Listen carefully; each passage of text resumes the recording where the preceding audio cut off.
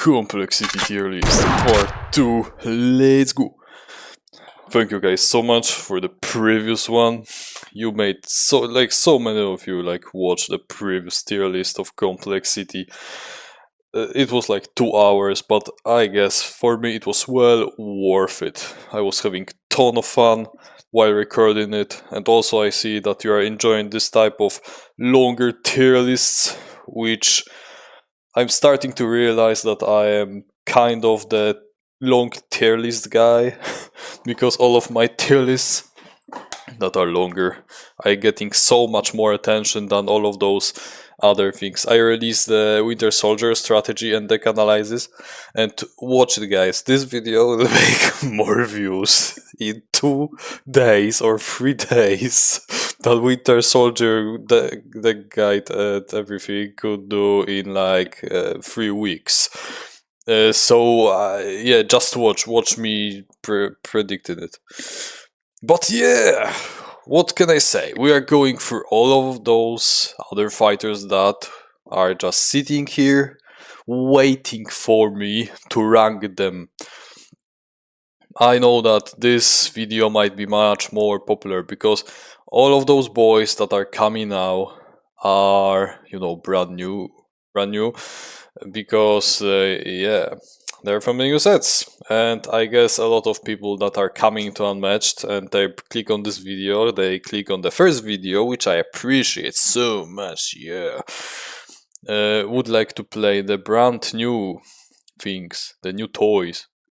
So here is the time to, watch it and see which of those characters are actually meant to be played for the beginner players.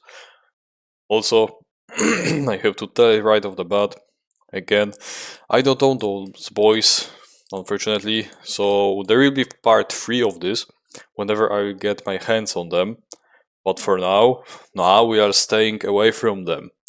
And also I don't own Deadpool, but if you are a beginner player you will not own Deadpool anyway, so we'll stay away from him. Because what are those prices, man? I would buy him if he was cheaper, but man, he's so pricey, and also he's not competitively viable. He's more in the meme than the actual fighter, so yeah. So yeah, what can I say? If you want the explanation of what the tiers means, you can always jump to the first video, and I recommend you to do that because I will not spend my time describing them as in details as in the first video. So nah, not this one, bro. Just don't skip the first part, just go and watch it, please. I'm begging you, not begging you, but I bet you will like it. That's what I say. Also, the first thing I have to tell, I am so sorry for all of you Daredevil fans. I got 2 comments from you that Daredevil is not the played board games before category, and actually after seeing your argumentation about this, I am actually pretty sure that yeah, he is kind of more difficult. I was focusing myself too much on his deck and all of his values, that they are not that high and that they are not that complex, values are not high, but I mean cards are not that complex. But because of the fact that values are not high, and also he relies on devils to win, he has very small deck, very small, bruh. He's kind of challenging, and I think he's closer to being like Dracula. And we'll put him here. In my mind, he's still not the guide is mandatory though, but you can make an argument for that. That's for sure. If you are playing competitive Daredevil, yeah, you need the guide, man. Then you need a guide. But no, I think you are cooked if you play Daredevil and you're a brand new player, because you will run out of devils, run out of your cards pretty quickly, and yeah, you will just die. But yeah, that was the little clarification from the previous video. Now let's jump to the meat, our tier list, to the video. Let's go.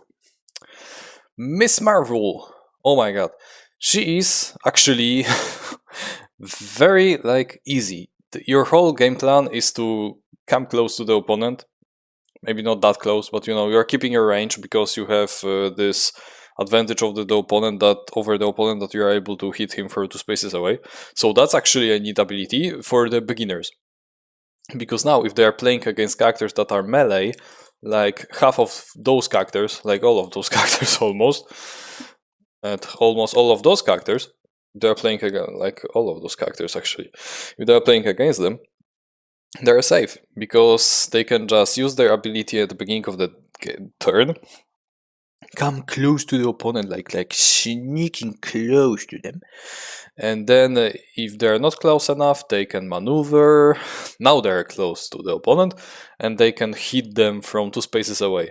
What does it mean? It means that in the opponent's turn, opponent will be forced to maneuver close to you. So now this is very like beginner friendly ability, because you are not caring about the zones, you are not caring about the opponent hitting you back or whatever, you are not caring about all of those adjacent effects, you're just hitting them with high values, and that's pretty fun. That's so actually very fun. The only problem with this is that your blocks sucks, they are sucks so hard, and you're very close to the Ghost Rider, Bullseye, maybe even someone like all of those glass cannon types. You're actually very close to them. Your blocks sucks. They suck so much. You have 3 value like blocks, and from now on you have 2 value blocks, which is faint, and this one shrink. And shrink will make you die probably, because it sucks so hard. So guys, like what the fuck? And all of those 3 value blocks you want to use on offense. So yeah, the beginner will be using them on defense, so that's pretty like, simple, pretty like, self-explanatory. But man, like, you have so little of those blocks, and you will just die so quickly. That's why I have to put her like here, because the ability is still beginner friendly. Her cards are very beginner friendly, maybe not that much, because when I'm thinking about this, thinking about zones constantly is somewhat challenging, but I think it's similar level of complexity as someone like Bullseye. Pretty much, you're very similar to Bullseye, except your ability is more like beginner friendly than Bullseye's. But yeah, you're pretty similar to Bullseye. But you're better because you're hitting the opponent with just high values, and that's your main game plan. While Bullseye, you have to like sweat your ass to win the combat. So yeah, Miss Marvel, like similar to Bullseye. I would like to put her here, but I just can't make the argument. I just can't win over myself to put her like here. So yeah, she's going here. Cloak and Dagger. Oh my fucking! You will just. You think raptors are dying quickly? Nah, man. With Cloak and Dagger, you will just melt when you see something that is higher than 5 value. You will just melt. Like, I don't know, 7 value attack coming your way. You're pretty much losing half of your health, pretty much. This is like very difficult. Like, whoa. I think I'm high again by putting here. I'm waiting for some other people to tell me that I am high because I'm putting this character like on this year. Maybe I am a little. Who knows? You will never know. Like right? You will never know if I am. Maybe I am. But yeah, Cloak and Dagger. You're basically playing Raptors, but now you are just losing health like there is no tomorrow. You're speedrunning the death. Basically, you died. You basically died. I should put it on the screen because there is this one guy that likes memes, and I. Okay, never mind. But yeah, you will just die. Oh my god. I guess something like here. Yeah, because you are not hurting yourself. Actually, you're hurting yourself with some cards. Like the 7 value attack, the dagger will just die if opponent will take it undefended. What the hell? This character is just so... If you will not win in the first 4 turns, you can pretty much just surrender. Nah, this is not a beginner-friendly character. It's just too much of the things that you have to do. you can just play Raptors and you will be having the easier version of Cloak and Dagger. Cloak and Dagger is more like, they have a lot of cool effects, like, you know, auto damage, action gains, but and also they are able to swap spaces, change values depending how they surrounded their opponent. But you can do all of those things with Raptors, and you are more tanky. They are very difficult. I'm not recommending this character to anybody who is a new player. Play Miss Marvel though; she's awesome. Squirrel Girl, don't touch this monstrosity. It's like you will just burn your brain. Not only you have to understand. Not only you have to understand what small fighters are for and what are they ruling, you also have to understand, okay, those cards are working only if I have squirrels close to the opponent's ass. Unless there are like 4 squirrels next to the opponent, like sniffing his like feet, I cannot able to play this card because it's garbage. So I have to like summon more squirrels and somehow I have to survive. Actually, you don't have a problem with surviving, because you are great and controlling the game, but winning the game is the different story, and you will not win the game. Even if you read the guide, she's still like, there are a lot of rules, a lot of scenarios where she is like not working, or you are just like, oh, how would it work? Because you know the small fighters are those little assholes are just a pain to understand in certain scenarios. On certain maps, it is already like pretty complicated, but if you are talking about certain scenarios with all of those fighters, like, I don't know, movement and all, this is like, oh, what the hell? This is very difficult to understand. A lot of her cards are just like, okay, you have to have a lot of squares to do anything, and this is like 17% of your deck, so it's not a beginner friendly at all. It's basically the more difficult version of shadow tokens.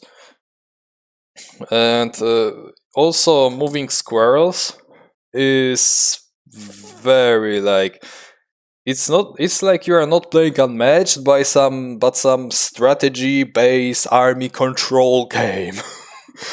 You are leading your small army to the victory. Yoo-hoo!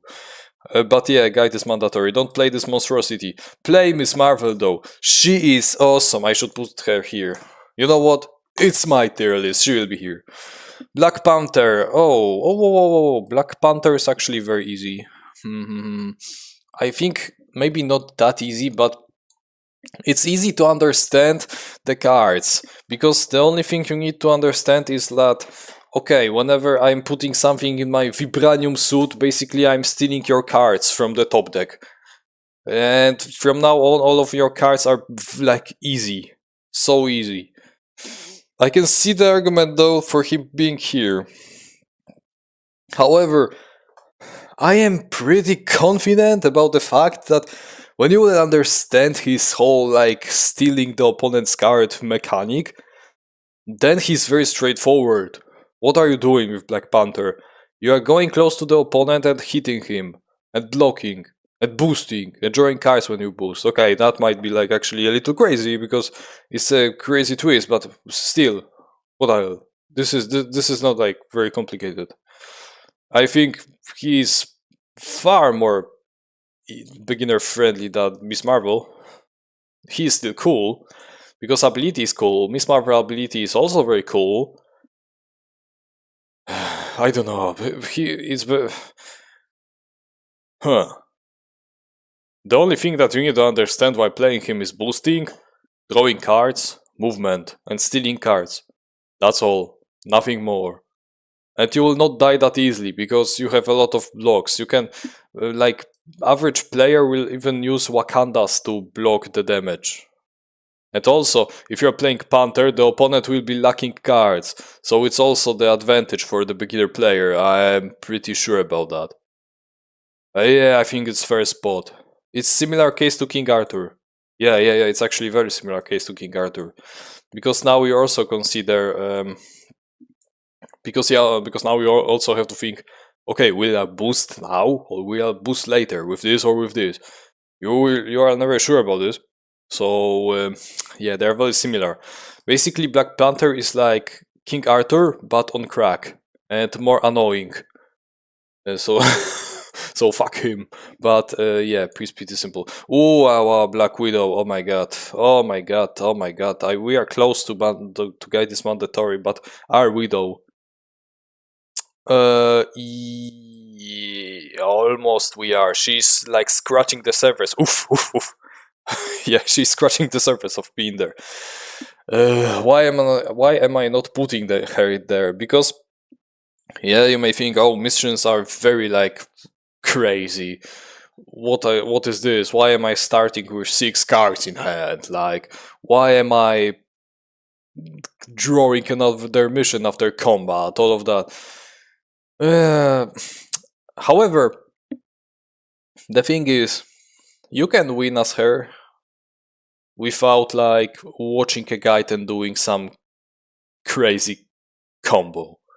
Because still, there is the world when opponent will be taking damage from your 5 value attacks. You will just spam his ass with auto damage from your 2 missions that you will take back from discard pile. Because if you are cooked, it's almost like you need to watch the guide, but but you're not feeling that you need to. So yeah, you are cooked. Is basically, yeah, you are a pro, but you are not watching guides. I don't know. I guess it makes sense.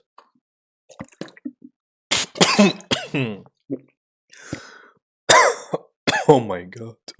I guess understanding Maria's card is somewhat of the challenge, but I don't know. I feel she's very like straightforward, unless when you understand the missions that they are basically the schemes but with conditions. When you will understand this part of the character, you are ready to go, bro. You can just go in and play her. And the problem is she has very low blocks and she has strong effects but low value blocks, and then her attacks are also very low. So we are in the similar scenario that Daredevil. We're in the similar place that Daredevil, Muldoon, and Dracula are in, because their values are also very low. But if you understand the character, you will just look at this deck and be like, okay, I can cook with it. I will not be cooked. I will cook. Yeah, if you will follow this mindset, you'll understand Widow. And I don't want to sit on her, because I already see those comments that people will be like, oh, Black Widow is like mandatory, the most challenging character in the game. Okay, so I'm already seeing those comments and I'm waiting for them. Yeah, please explain it to me. Maybe you will just be, you know, you're right. Yeah, when I think about this, you're right. You need a guy to understand her. I baited you. I baited you guys. Ooh. I'm waiting for this one guy with the red background on the profile to say I am high on Black Widow in the you are cooked. Man, I see. If you are typing this, it means you are not watching the whole thing. But yeah, I love you, bro. Next one, Winter Soldier. Yeah, fuck. Yeah, you are playing board games before. It is basically a Daredevil, but now you have. It's basically easier Daredevil. Your values are actually kinda bad. Block values, I mean. Your attacks are bonkers, and it's easier for you to trigger your infinite deck, because you only need to play reprogram, and you cannot be cancelled, so it's not like they will cancel your devils. Your reprogram will always be like there for you. Yeah, and your 6 value attacks are... all of your deck is basically a better version of Daredevil's deck, but you are having all of those bad effects, so I guess they are hard to understand. big hitters, but you don't even need to pay attention to them because they are like so minor compared to things you are doing to the opponent. Like you are like committing crimes against the opponent, bruh. You are just hitting him constantly with your fist or going full auto on them with your machine gun. They will probably hit you back so high, but this character is very easy, very simple, and all thanks to you are not able to be cancelled. So yeah, and I just made a guide for this character, so go check it out. I will just place this little fig here. You can go check it out. If you want to play Winter Soldier like a true soldier, watch the guide about Winter Soldier. Doctor Strange is very, very difficult. But he's not. I mean, guide is not mandatory for Doctor Strange. Why so? You have a lot of. The thing with Doctor Strange is you have a lot of cool tools that you need to understand, but it's not like you need to, like, watch the guide to understand them. This character is overall pretty simple, and it's not like you will just screw up your whole game, but by not doing the center things. He's very forgiving, but all of his effects, his ability is already like pretty difficult, but you will understand it. It's not like you will just destroy your whole game, like sabotage yourself by not using this ability to the burst like effects. Nah, ability is just very good.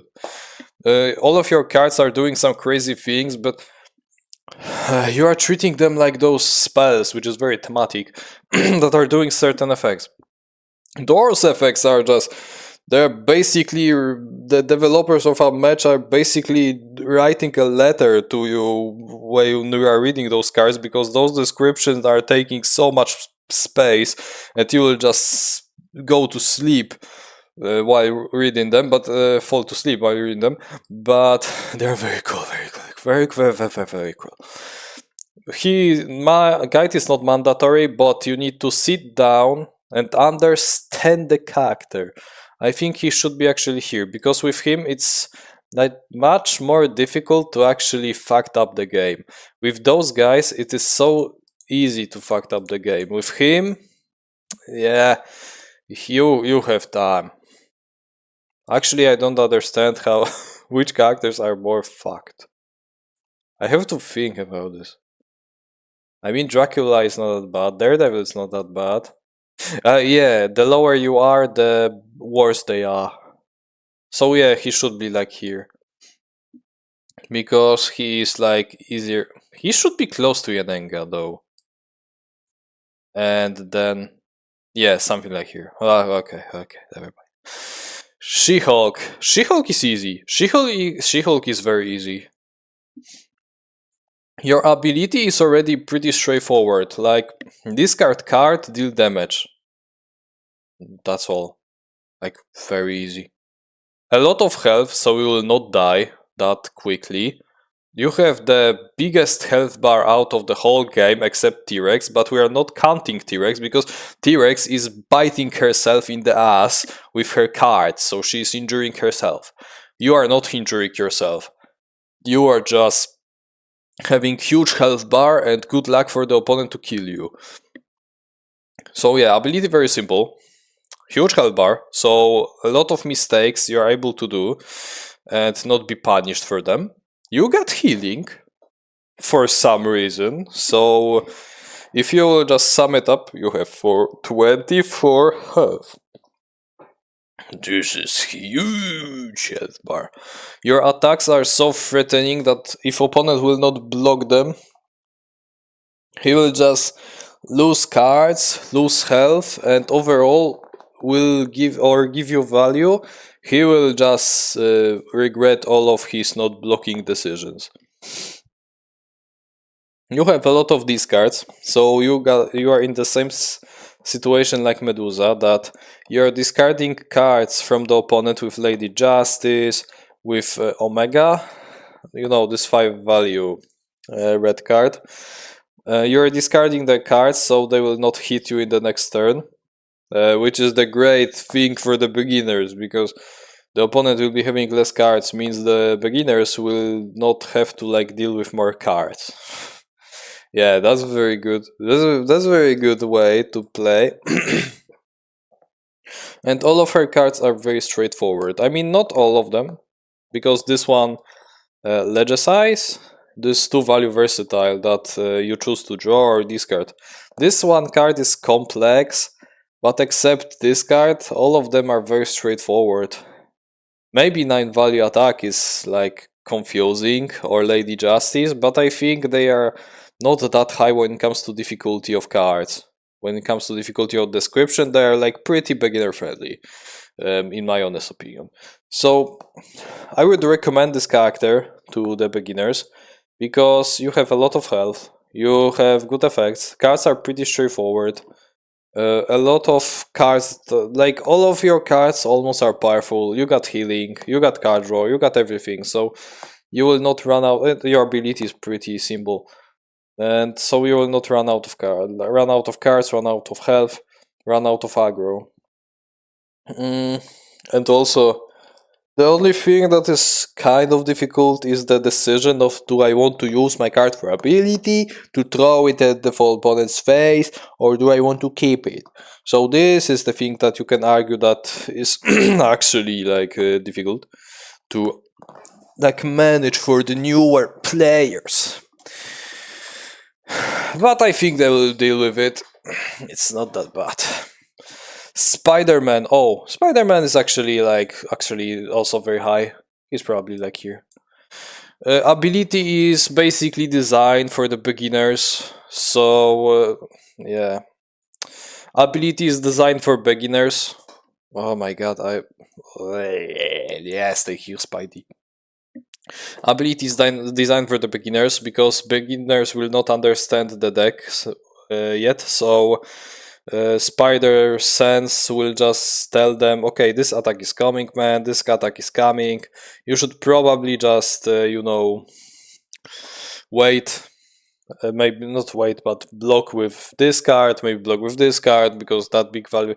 And also a lot of your cards are just supporting, this one thing, that if opponent play the card which value is 4 or higher. So basically, if you are playing using your ability, you can tell when opponent will be hitting you for 4 or higher, and yeah, you can play those cards and do the fancy effects on the opponent. So the deck will just play itself, use its effect on its own because the ability. And your cards are very simple. You got healing, you have 15 health, so that's a lot. You will just be able to, like She-Hulk and Bigfoot and Achilles and Luke Cage and Medusa and all of them. Just mitigate your mistakes. Like, your mistakes will not just punish you so much because you have huge health bar. Your attacks are very simple, like 6 value attacks, 5 value attacks, 4 value attacks.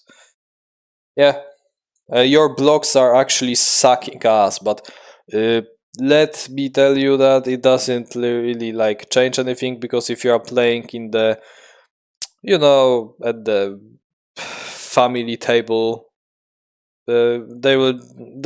probably your friends will not just rush you unless they are playing unmatched competitively. They will just play for fun, and the fact that you have low blocks doesn't like mean anything unless unless they're slapping you all sixes. But even then, your ability will be keeping you alive because you have web shooters, you have counter attack, all of those things. So they will help you while you're being hit with high values, and you will know when they're coming. That's why he is very beginner friendly. Annie Christmas. Oh, this girl is wild. Wait. Annie Christmas is very risky for the beginners, because if you want to use her ability, you have to take the risk. You have to be like sure that you are able to go low and just leave at this moment, at this and leave with low health. You just need to adapt to this situation, and I don't think that it's comfortable for beginner players to be at low health. So that's already a thing that is disqualifying her from being in easy peasy. You played board games before is also pretty risky, because as you can see, all of those characters are like basically those characters, but now you have some tweaks about them. But their decks are still very simple. Here we are starting with characters that you basically can sabotage your game with if you are not playing correctly. And I think Christos belong in this tier. Somewhere around Alice. Alice is still like more forgiving, because the only thing that you can destroy on Alice is your form. And in Annie, you're basically killing yourself when you are fine, and that's, I think, the problem. Your deck is not that difficult. There are a lot of those fancy cards that are doing some fancy effects like healing, swapping spaces, changing values, even showing cards to the opponent to cancel effects. A lot of those crazy cards in your deck, but it doesn't matter, because your whole game plan is to smack them with high values with your ability, +2 ability. And to activate your ability, you have to be low on health. And I don't see beginner players like going low on health and just be comfortable with it. So it's basically like you are playing Alice, but the risk is in different place of playstyle. Golden Bat is easy. He's so easy.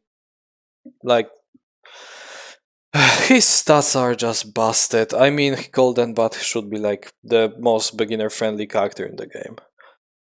His stats are just broken. 5 value attacks, 5 value blocks, ability that has basically no weakness. So if you are playing against like your friend, and your friend will not understand that coming close to you is just basically a death wish, he will just get close to you and get slapped with 7s, with like 6s and all. Yeah, you have 5 value blocks, 5 value attacks, that becomes 7s. You have skirmishes, which means you have 4 value attacks, 4 value blocks, that can change into 6, because why not? You can clear up the sidekicks, because you have this one red card that is not even conditional. You can just play it and just wipe out the whole zone, because you are so powerful. You have cancels. You have like huge health bar. Like, who allowed it? Like 17 health on this guy. This is crazy. If you combine it with your absolute chunkers blocks, you will just not die. It's like you're a Bigfoot but on crack. Your movement is free, so you just running away. Your scheme, the Alpine Fortress, can be like, and the inside recursion, Alpine and inside recursions might actually be like very difficult for the beginners. Maybe not that difficult, but it's similar case to telling that Jackalope horns are difficult for beginners, or other scheme of Bigfoot is, or hoax is difficult for beginners. For the most part, they will play this card and shit will happen, and this shit is actually so powerful that they don't need to understand how to like optimize it. They will just play it and get the stupidly busted and illegal effects and do some naughty things to the opponent. I know it myself, because I love to play Golden Bat. He is my boy, and I always smile when I see him on the tournament while I'm playing him, when I will roll him. Like, I like to roll fighters, because there is variety. Some days maybe I will explain how I like to play unmatched in my friends' tournaments, but that's the topic. That's not the topic of this video. So yeah. You also have cancels. You have some trash cards, like this one card that allows you to look at opponent top 3 cards, or the or I would even say this 2 value that change it to 4 and then move you is garbage, but I actually, even this card is very useful. Hell, even this card that let you look at opponent cards is busted because you can use it as, bait.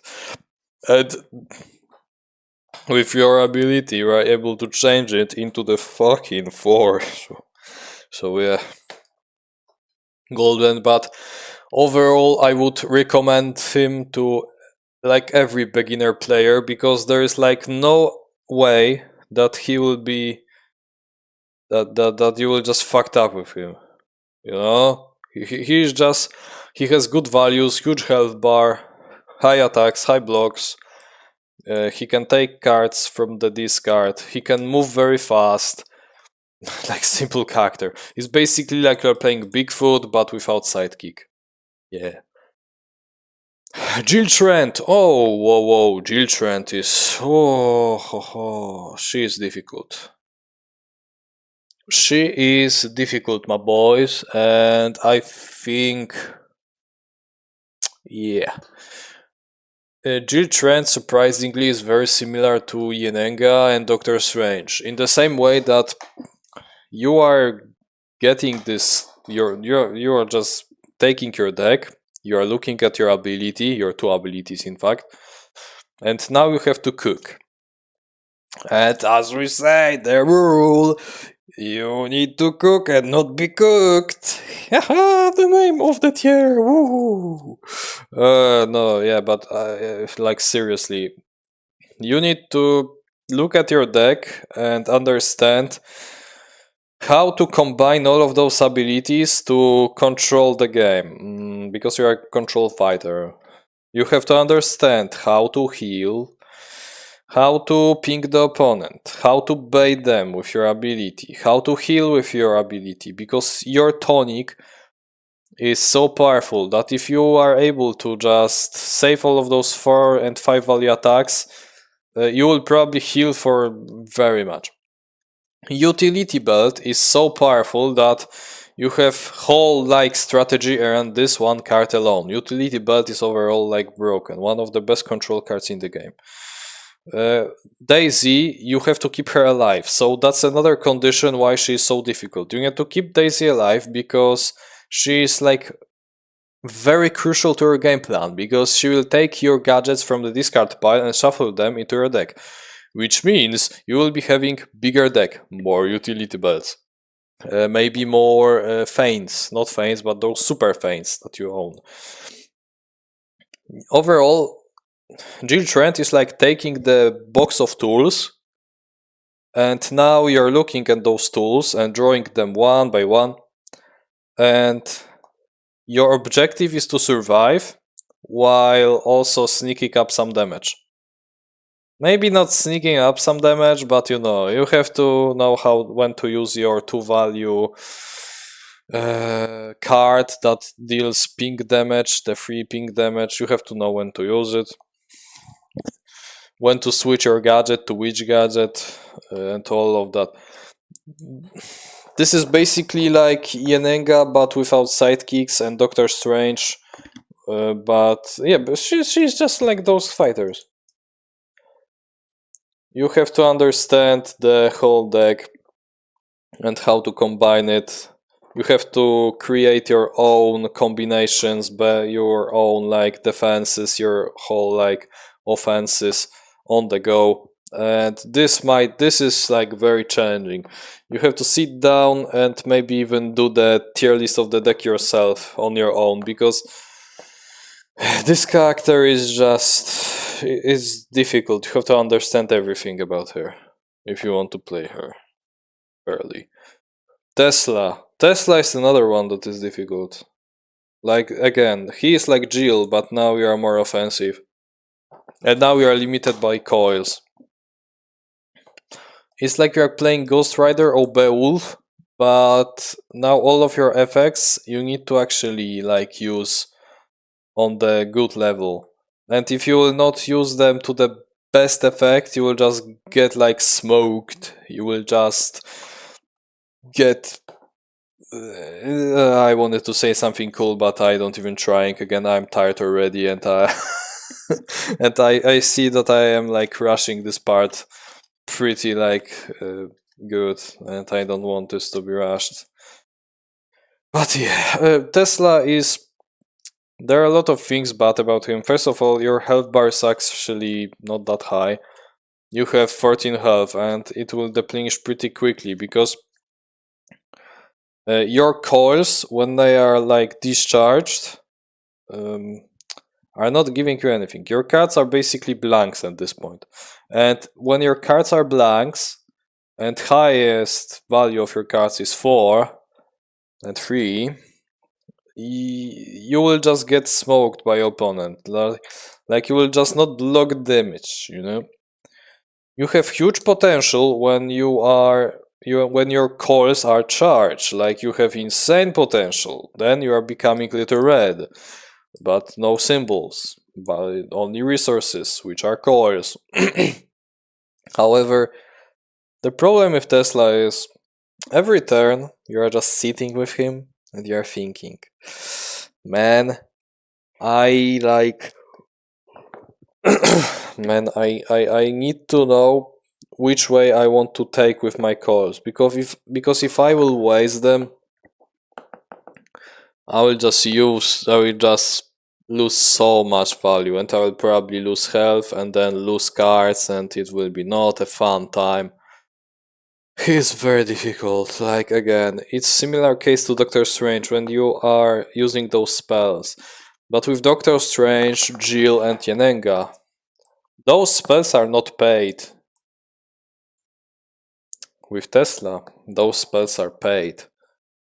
You have to know which one you need to pay for in certain moments to actually win the combat, win the interaction, win the turn.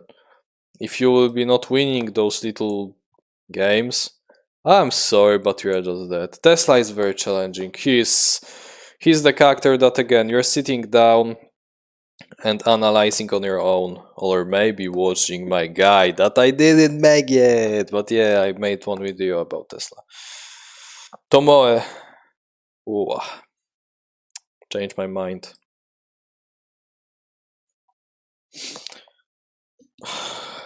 You can't play Tomoe without a guide. And yeah, I understand, you can tell, oh my god, skill issue, bro, you are so bad. But guys, I know the strategy of going to opponent zone. Maybe not that high, you know, on the Widow like level. The whole like thing of going to opponent zone and then sitting there, drawing like second shots and demons, and rely on them to draw your cards, not leaving the zone because you want to ping the opponent. And also knowing when to strike the opponent, at which against which opponent you are just able to go like more or less aggressive. With like those things in mind, it's so difficult to play her. I remember when I bought this set, I had to actually watch the guides to understand what I need to do, because this character was too challenging for me. I understood the deck at the like level that those fighters I am understanding, but still she wasn't working for me. Like I didn't understand what I supposed to do. Am I supposed to be aggressive? Am I supposed to be defensive? And then I realized that my problem was that I wasn't searching for the openers. And you need to find those openers if you're playing Tomoe. Like for real, man. She's difficult. I know it's hot take, but ability is very difficult. Because you have to like work for the ability to trigger, and it's not like giving you that much. Your cards are difficult, sidekicks are pain for you. I guess you got healing, but at cost of action gain, which you could use to like kill the opponent maybe. What else? All of your cards are not that high value actually. They are respectable values, but respectable values need to be used correctly to actually give you effects. And that's the whole character gimmick. And I was so like not ready for it. She was so difficult for me. Yeah, I have to watch like a lot of guides, read guides on Reddit everywhere. Because I didn't know what I'm supposed to do. Her cards were just underleveled for me. And now when I understand her, sure, she is easy. Not easy maybe, but basic character.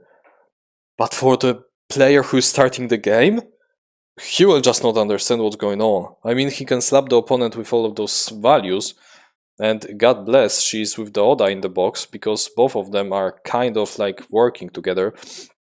But against fighters like Robin Hood? Wow, what are you even supposed to do?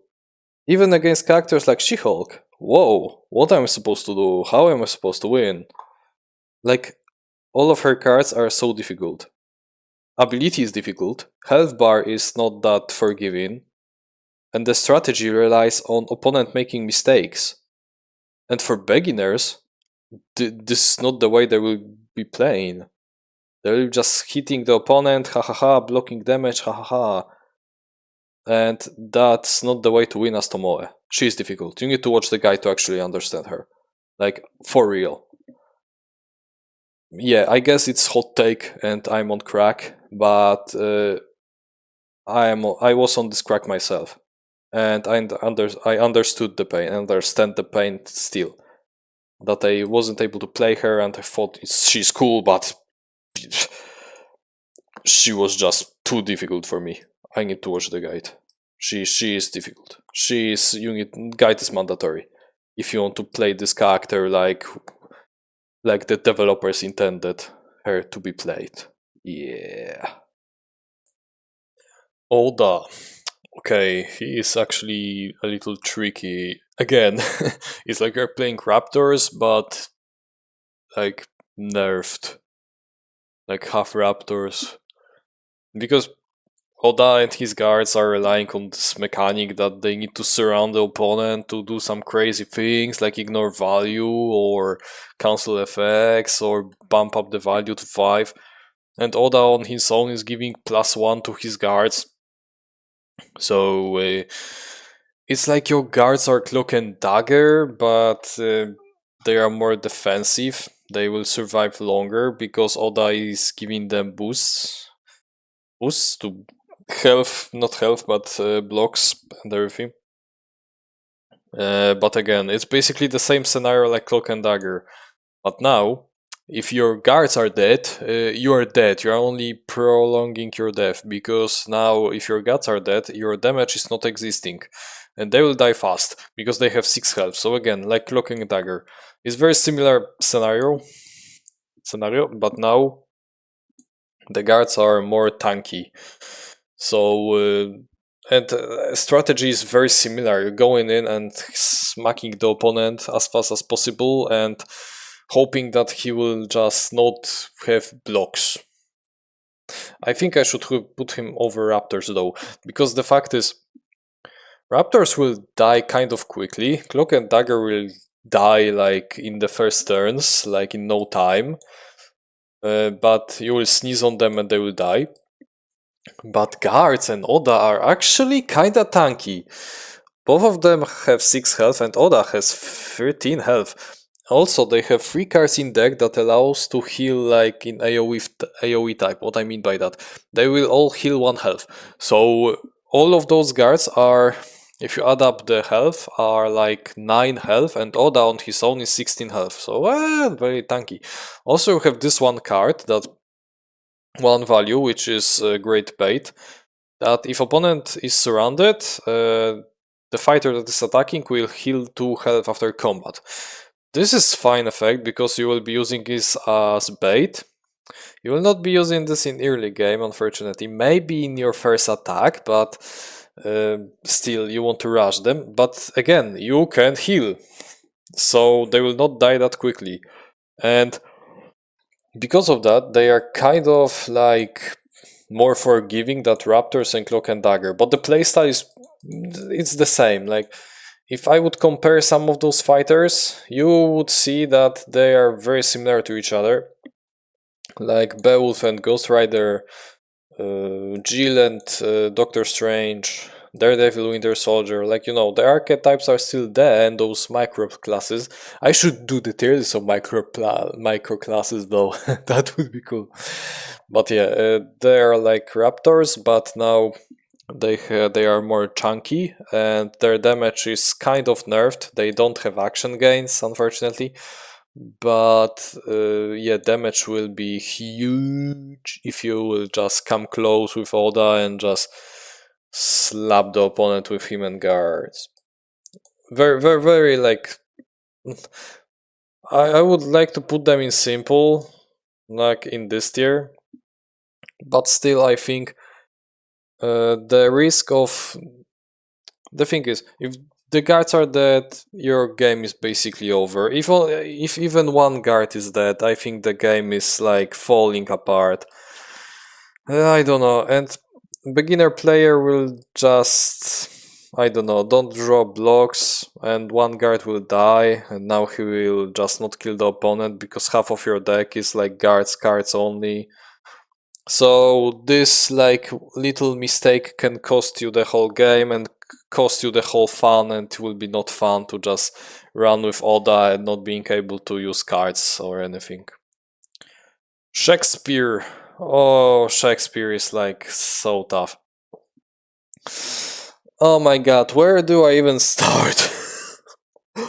Shakespeare is so challenging. Very small health bar, very low blocks, the mechanic that requires you to place cards in specific order, your whole ability, I mean your whole mechanic of verses, I guess, is so easily exploitable for the opponent. If you will just pick Shakespeare and play him, you will just don't know what's going on. I think he's even higher. Like he's the hardest character so far, in my opinion. You will just not understand the game. The opponent will be just going in, playing his cards normally, and you will be just looking at your hand and be like, oh, but I don't want to play defense, because now I will just screw up my whole line, and I am not able to play the horse or the skulls. So what now? I need to take damage, and then you take damage because you want to hit them. And there is another, you will lose health. And then there is another aspect of him. Like sidekick management. You have to actually know how to block with your actors and when to surround the opponent, when to surround yourself. And this is actually very like, it's like you're picking the Robin Hood playstyle, but now you have to master it. Robin Hood and Maldon playstyle, but now you need to master it. Your blocks are terrible.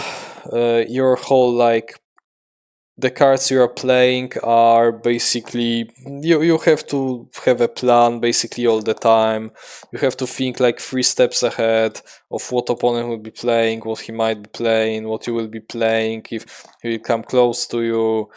Is it worth it to play a horse? Is it worth it to play a skull? Is it worth it to play this card without effect? I mean the finale effect.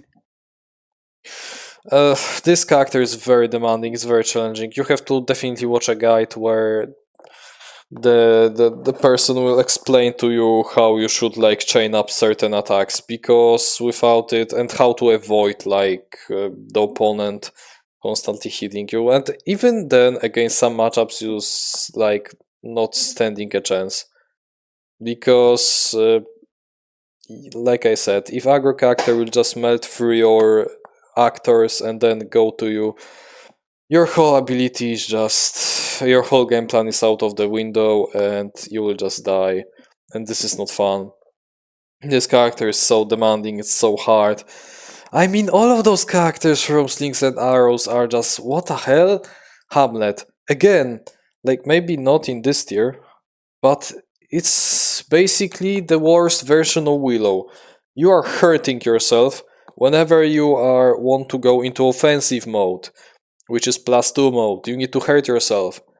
Then, if you are not in the hurt yourself mode, you are drawing 2 cards, so you are on the timer that will kill you eventually. Even if you are in your offensive mode, your cards are not like that much threatening. You have some threatening cards, and this one card, Play the Thing, that will heal you, and this one card that hits through versatiles, but it's not that like scary. Even if you are hurting yourself, it's hardly worth it, but you need to do this because all of your values are so low. And you cannot win the game in other way than just slapping the opponent with high values. And you have to constantly manage between, okay, I will hurt myself, now I have to find a way to heal, because I am just dying. Opponent is rushing me, so I have a problem because I have low blocks, so yeah, I suck. Then I need to draw cards, so I'll switch to my second mode, but now I just draw 4 cards in one turn, so my fatigue game is just not existing. I'll just die if I will not kill the opponent quickly. Yeah, this character is so like challenging. It's like it's the most challenging character, but I don't think you need a guide for him because he is so straightforward, but the whole character is just broken. It doesn't work. Is like broken. I mean, all of those characters are fun and all, and I wanted to tell that to say that Hamlet is fun, but yeah, all of the characters are fun. But yeah, ability is just not working. It's broken. It's not like working as it's supposed to work. Titania is the most difficult character in the game. You need a guide for her because the Titania is the character that combines all of those different playstyles that you need to combine to win the game because of the glamours. Glamours are basically changing your whole playstyle, and managing glamours and adapting to them is the key. For example, if you see the glamour that gives you actions after playing schemes, you have to go for this cute OTK or combo thing now, and you have to know how to perform it. So first of all, you have to know your whole deck. Second of all, you have to know which cards are working with the specific glamours. So that's already a thing that you will master after like 50 plus games. And then the Oberon is so mandatory to your playstyle that you have to keep him alive, but he is not that easy to keep alive if you want to save all of those cards to like for Titania and for your glamours. I mean, what I'm trying to say, Titania has like basically no place where you can make mistake, like no mistake allowed. With Shakespeare, okay, you may just screw up one of your verses or maybe take damage, but then you will just hit them with some action gain, right? Right? With Genie, you have huge health bar. With Houdini, you have actually good attacks and you can warp to the other side of the map whenever you want. So yeah, with Titania, no. You are just there and you have to know what you need to do always. Like, one bad use of a certain card probably will seal your death. And yeah, this is in my eyes the most challenging fighter in the whole game, and I doubt that in the future there will be like, I mean, I hope there will be more challenging fighters in the future, but for now, when I look at all of those fighters, I doubt that any one of them will just go higher than her. So yeah, Titania is just a mastering machine. If you want to just master one character and constantly discover some new techniques, after watching those 3 guides and finally like know what are you doing, then pick her and you will be having fun for like 200 hours, because even then you will still probably not master her. She is so difficult, like so So many playstyles, so many details about all of those cards. All of those cards have different like uses whenever, depending on which glamour you have in certain time. You also have like control over the glamours a little, so it's also like a huge like skillful thing to master. Nah, she's just so challenging, and I doubt that soon we'll get like a character that is close when it comes to complexity to her. Wayward Sisters also, like, what the hell are we talking about? They are just, oh my god. Nah, they are so challenging. Maybe even higher than Shakespeare. Well, maybe not. Your whole like the cauldron playstyle, you need to mix up the spells. You have to know how to play your spells optimally, how to play your cards optimally, so you can match up the symbols to cast certain spells, to not waste your cards. Like the moment you like used 5 or more cards in cauldron to play one spells, you probably lost the game. If you don't know which type of spells you need to play in a certain moment, you are pretty much dead. Which means you also have to know how to combine the symbols, when to draw cards to get symbols, which cards you should recover from cauldron, which cards you should like go put into cauldron. Whenever one of you have to know when to let one of your witches go, because that's the thing. Picking, pricking, I mean this blue card that retaliates damage, like dealing damage back to the opponent, is basically the whole like different game on its own. Action, you have to decide if you want to go for action gameplay style, when to heal and draw card to not overdraw yourself, whenever to ping the opponent to not feel bad about it, because it might feel that you wasted this one ping because opponent will heal it. You have to know when to move, because sometimes moving the opponent is much more deadly than giving yourself action, healing and ping. Like, oh my god. And cards are very like bad. I mean, they're not bad, but they would be bad if the spells ability would not be like implemented into those characters, into this character.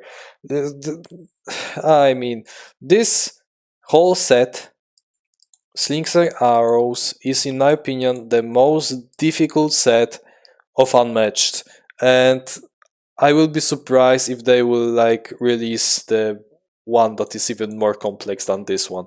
I guess that we will get something like that eventually, and I hope will. But looking at the sets that we'll be getting, I doubt that Hellboy will be like that complex, because those characters will be created for people that just want to play Hellboy, so they probably will be like in those tiers, maybe in this tiers, one character and the rest here.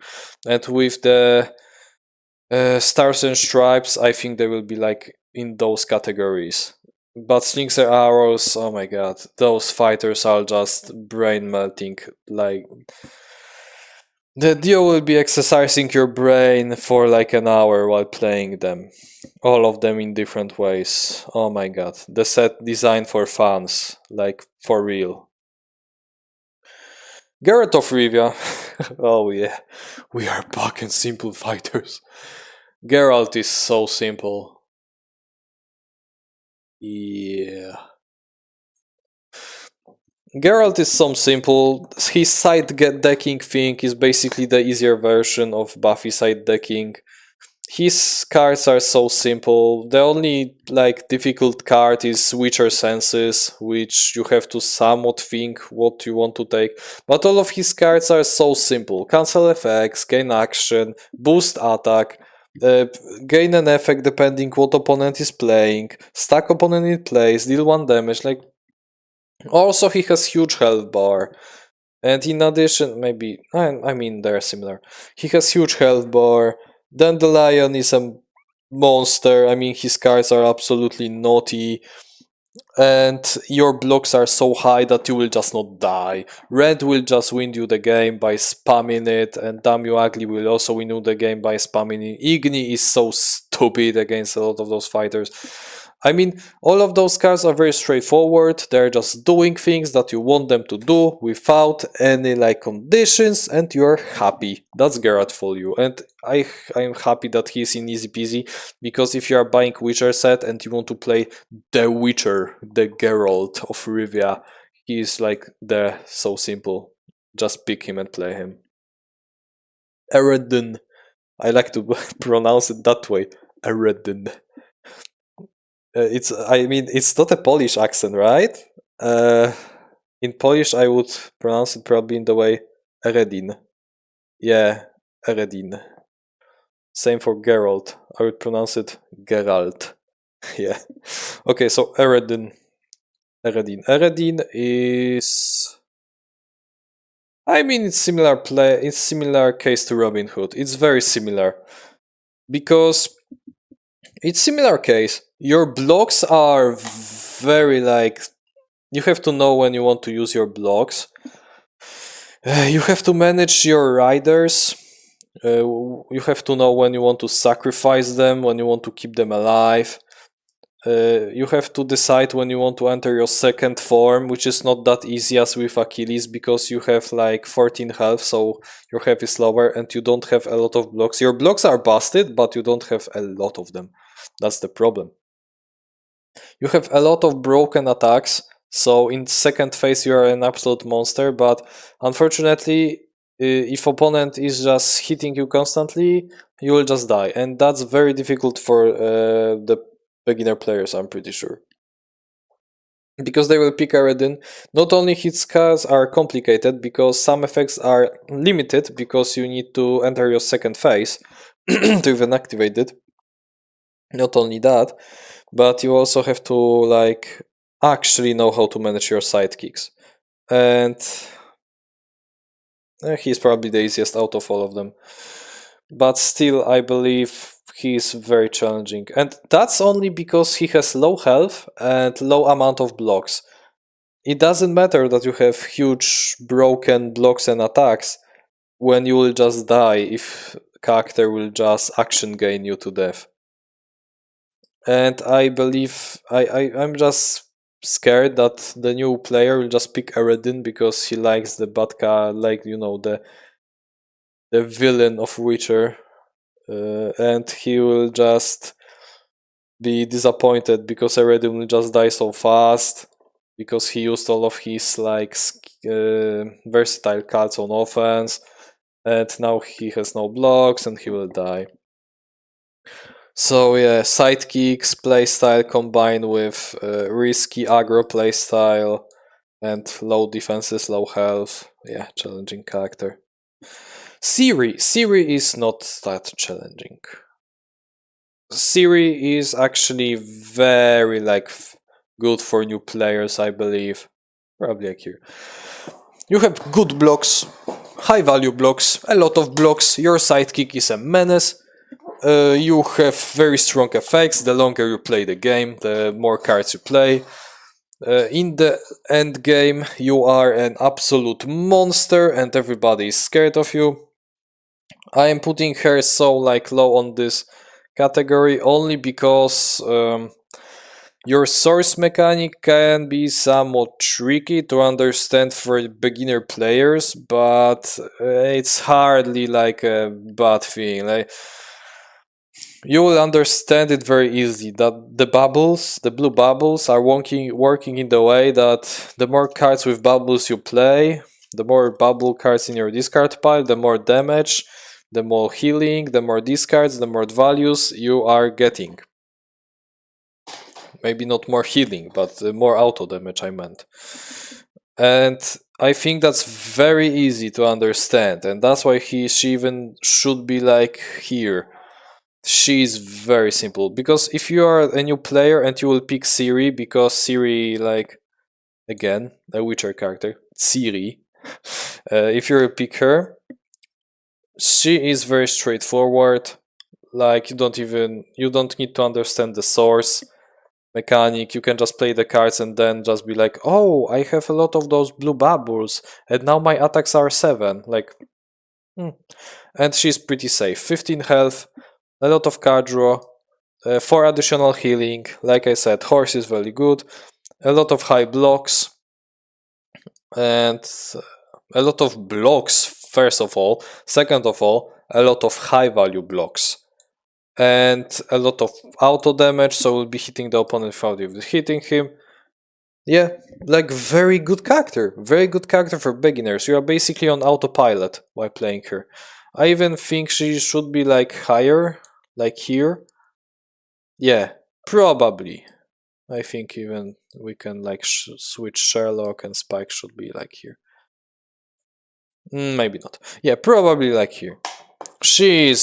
I am considering putting her in easy peasy, but I think the source mechanic in the end game and the middle game is somewhat like tricky, and you have to understand what you are doing. Leshen is hard. He's hard. Oh my god.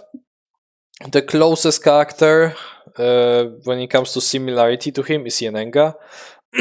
Because again, your whole health is very low.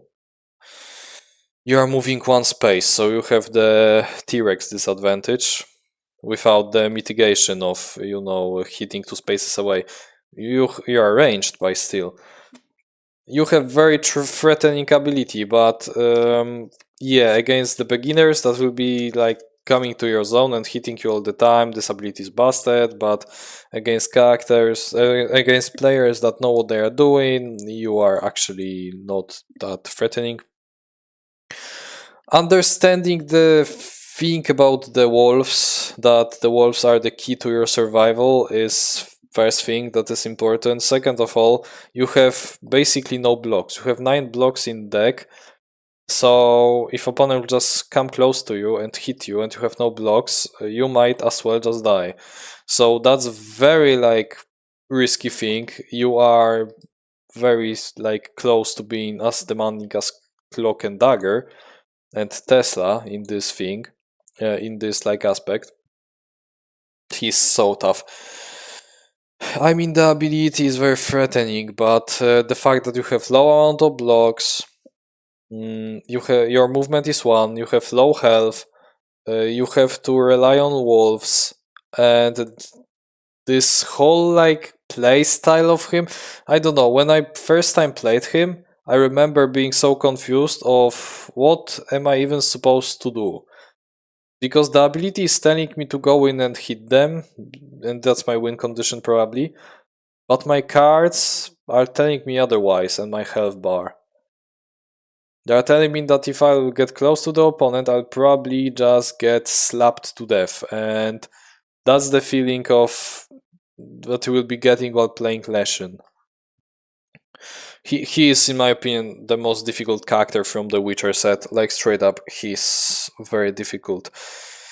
It's like combining the aspect of characters that are hitting high. I mean, like Cloak and Dagger, and they're constantly risking their like life while doing it, and also combine it with aspect of those characters that are managing sidekicks. And you have to know how to manage those sidekicks, those walls, man. Like, you have to understand it.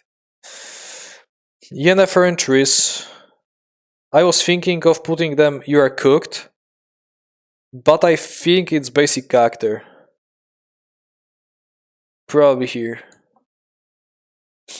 Because with Yennefer and Triss, there's this aspect of you are not wasting, but you're using so many cards to just boost your attacks to even deal like enemy damage. You don't have a lot of blocks that are like good. A lot of 2 value and 3 value stinkers over there. You have this absolute broken shield card for value block that heals you also. You also have 14 health, I guess, 14 or 16? 14, I guess. So it's not that bad. But if you think about the fact that you are using more cards than an average character every turn, because you are boosting every turn like those 2 boys, you are basically a King Arthur, but now you have lower health, lower lower card values, lower block values I meant, lower card draw, and overall your whole like deck is much more tricky, like very tricky. You have to know where you are just, you can allow yourself to go in and just blow the opponent away with your spells. Also, opponent can neglect and ignore your whole effects by just discarding cards. Which, I mean, discarding cards is powerful, but if you are playing her like normally and you will just see that opponent is cancelling your whole effect by just discarding 2 cards or 1 card, you will not be happy about this. You will be just annoyed, and because you wasted card, like imagine you are playing the Incinerate, yeah, Ignite. I mean, that is 7 value attack, and you boost it up to 10, and the opponent is discarding 2 cards, and now this is 0. You wasted 2 cards for him to not take any damage. I mean, he lose 2 cards, but he might as well just discard 2 shitty cards, and he still has like 2 good cards in hand, and you have like, I don't know, some stupid cards.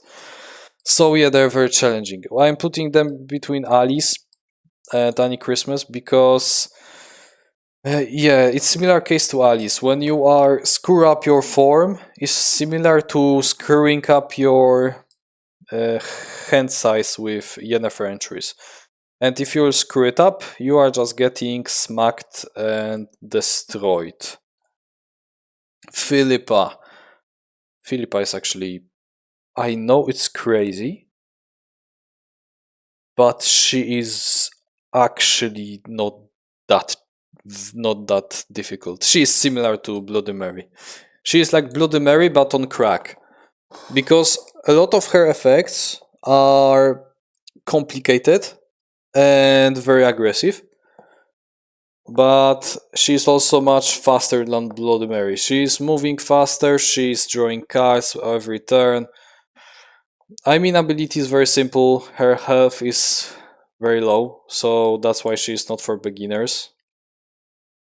But her damage is so sick that if you are playing her, and you will understand that you, because of your ability, you can just go in every turn and just hit the opponent like over and over and over and over, and he will die because of your spammy things.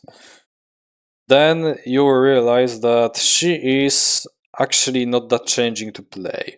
She is challenging to win with, maybe, but yeah, I mean, the ability is helping you so much, because you will just not fucked up yourself by basically discarding all of your cards to all form. Doesn't matter, you can draw 4 cards. It's perfect tool for beginners, because they can just play all of their cards, and then in the end of the turn they will be drawing 4 cards, and they're cheating.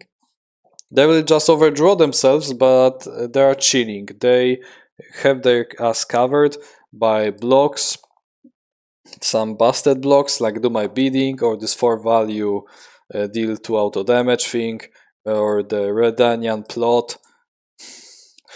I mean, I can see this character being lower, but I feel the ability of her is carrying new players so much that I can like hand her over to some brand new, like new player to Unmatched, and he will be fine while playing her. I'm pretty sure. Blackbeard. Oh, Blackbeard. One of my favorite characters in the whole game. Blackbeard. I mean,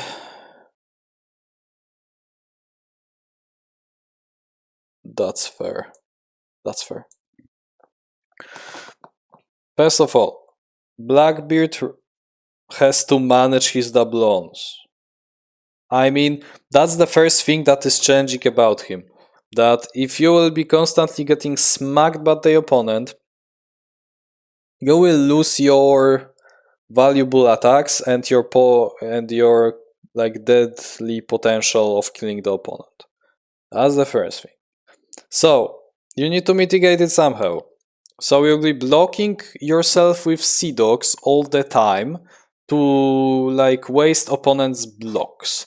And now you are just searching for cards that will allow you to steal their doublons, I mean waste their doublons, and then just OTK them. Just go in, hitting them with action gain, then 7 value attack, 5 value attack with nasty effects. All of those things. This is not a difficult thing to do, but the execution is very difficult. Because not letting the opponent hit you is first thing that is very like hard. Your ability is punishing you. You don't have a lot of high value blocks, like straight up. You don't have them. That's why you have to block with Sea Dogs.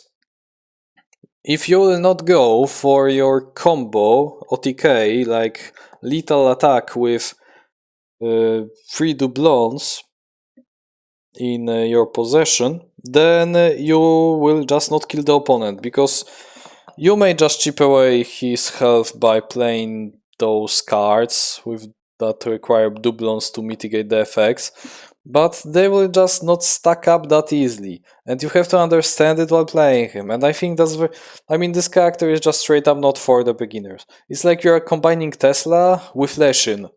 That's why I'm putting him in between, because if you don't own doublons, you are basically Tesla. And now they can just slap you, and doesn't matter. You need to somehow get those doublons back, and it will be so difficult to you to recover. And you have the aspect of Leshen, where you don't have a lot of blocks, not a lot of high value blocks. So unless you will be covering your ass with Sea Dogs, like Leshen with wolves, they will just get to you and just kill you, like straight up. Similar case to Leshen. And you don't have the anti-aggro tool like Leshen. So yeah, he is very challenging. You have to understand the playstyle, how to use him, how to like do this lethal thing with him, how to just steal doublons, make like force opponent to make mistakes, like bad choices about doublons, all of those things. Very challenging character. Very challenging, not for beginners. Who is for beginners? Chupacabra. Chupacabra is so free. Like he is very simple. So simple. He's just going in, biting the opponent, constantly rending him with his claws, like constantly slashing him, drawing cards after every combat, so that's very simple ability. All of your cards are like deal damage or heal. The only thing that is challenging is that you don't have a lot of health, but it's also like not that important, because if you are lower than 7 health, you will be just hitting with those nasty cards that turns into 5 or heal you or give a few action gain. So for the beginner player, it will be just fun to get at low health with him, because he's getting rewarded. I think Chupacabra is very easy, very like you can give him to a brand new player and he will just go in, hit you. Also free movement, so very fun, very fun. Loki. Oh my god, Loki is... he is tough. Again, like always in those tier lists, the Loki is the one character that I actually struggle to rank, because of this aspect that he's so unique. But I think at the end of the day, he is not lower than Moon Knight. He is like on the similar level than Moon Knight. Maybe lower than him. Because the thing about Loki is, his health is huge, his cards are very good actually, he has good blocks, good attacks, all of his tricks are just fun when you're playing him. They are not fun for the opponent, but you know, guess what? It's not your problem, it's their problem to deal with the tricks. You are just playing those tricks and be like, haha, take it in your hand, buddy, and now deal with it. Yeah, that's very cool. I mean, all of those tricks are giving you the little boosts when opponent is playing them, so that's fine. You have a lot of cards that are just annoying to deal with. And overall, I think you're a pretty safe character. He's probably even higher than Moon Knight. Because yeah, huge health bar, a lot of good blocks. Tricks are absolutely stupid to deal with for the opponent. And the character is designed the way that it's fun to pilot him, it's not fun to play against him. Like, it's like not very fun to play against him. I'm putting him lower though because he don't really have like clear win condition. I mean, the win condition could be tricks or action gain, but you will quickly realize that all of your values are 4. The attack values are 4, except Ragnarok. And I think beginner players will struggle to kill the opponent with only those tools. You will understand how to exploit it when you will play more and more of him. That's why he is in basic character, because you have to know what is the weakness and what are the strong and weak points of certain character. And with Loki, it's very like important to understand it, because like I said, you need to understand which cards to defend with, when to defend with, when to attack with certain cards, with what cards attack in certain time. So that's pretty like, it's like Little Red, but you don't have symbols to line up things. You only have tricks to line up. So yeah, that's Loki in my eyes. He is not that challenging. It's more challenging to the opponent to deal with Loki's tricks. But for Loki, this mechanic is like giving the opponent card that is giving him bad effect when he play it, just straight up. Pandora. Pandora is also like in this category. She is similar to Philippa in my eyes. She is like Philippa but less risky. I mean, maybe like... probably. Oh my god. No, never mind. She is like probably like here. Because again, Pandora relies on box, and if the new player will take the box, he can easily just hurt himself to the point that he will be not able to play the game. And that's the thing that is so like important to, you know, understand if you're playing this character, that your box is like hurting you so much but also rewarding you so much. Some cards are not working if you will just not get the perfect box. Like Hera will always work even with bad box, but Aphrodite, something like this free value that recovers card, Zeus, all of those cards require to get good box from you. And for the beginner player, it will be just not fun to roll the box that is constantly just hurting him, because he might have bad RNG, and that's not fun. It's like any Christmas that we are entering the zone that beginner players will just not feel comfortable with, because they will not be comfortable with low health, and they will be not comfortable with the ability that is hurting them. So similar like those abilities are hurting the players that are using them, those characters.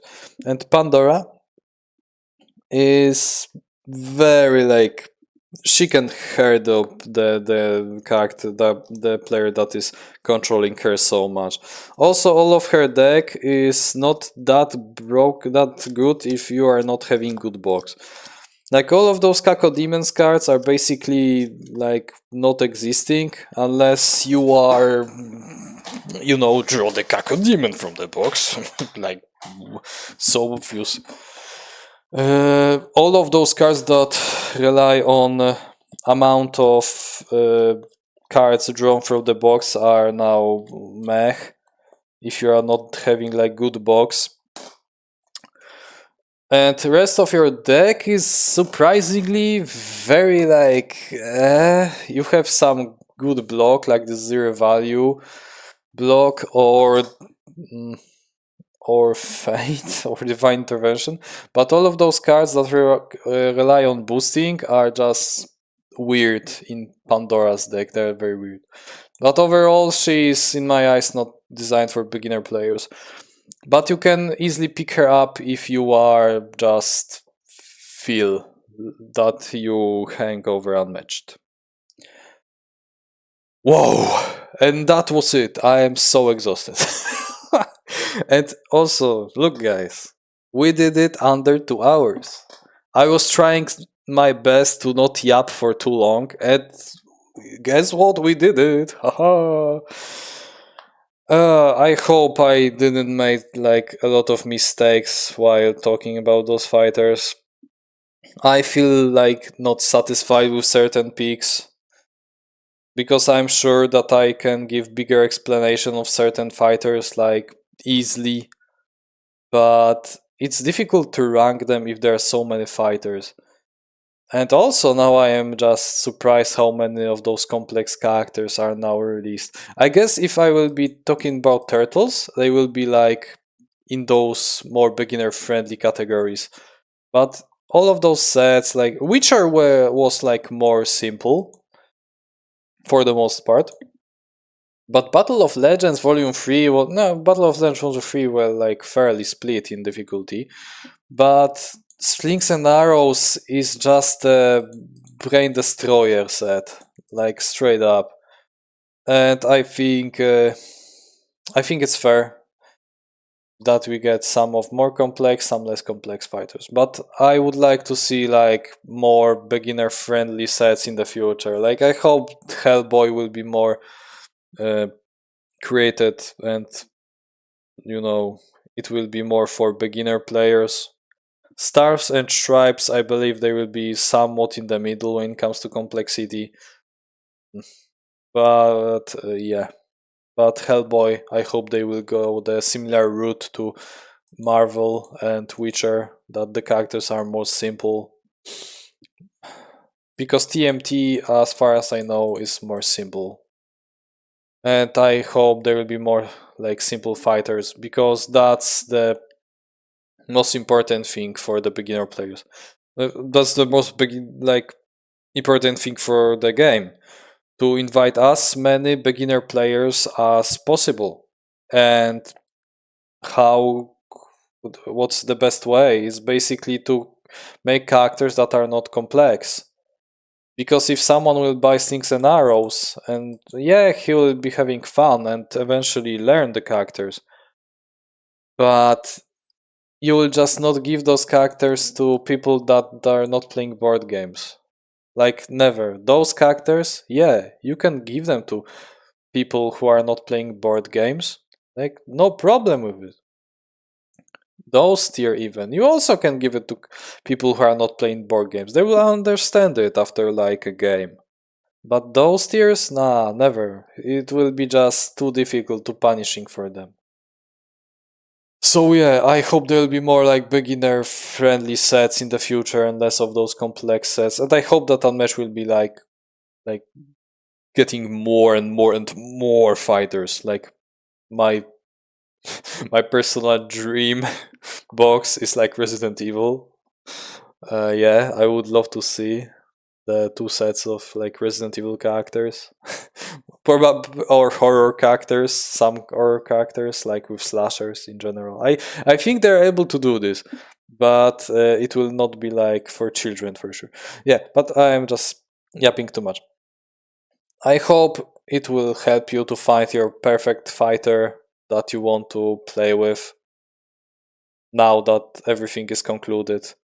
If you have some question about characters or you disagree with something, please let me know. Also, if you disagree with me, please don't dislike, just explain it. You can dislike, but please explain why you are not agreeing with me, because there were like 3 people in my recent video tier list that just disliked it, and I was like, okay guys, I guess you don't like it, but why? I'm just curious, what did I do wrong? I'm curious. So yeah, please do this. Don't be like a stupid guy and just dislike for the sake of not because your fighter is not like in guide is mandatory. Like I bet there will be a person who will just click on this video and be like, in my eyes, Chupacabra is guide is mandatory, and he will just dislike it. Just please, like, just give the explanation. I want to discuss with you, like normal people will do. But yeah, thanks you guys so much for watching. If you like reach this long, watch the whole thing, I'm so grateful to you. You are a legend, buddy. And yeah, in the future I will make more of those big tier lists. I just need to come out with the idea. I will probably do a poll soon about what huge tier list will be next. But for now it will be it. We'll see what I will be uploading next. But yeah, it's all in the future. Thanks you guys so much for watching. And yeah, like always, have fun and peace.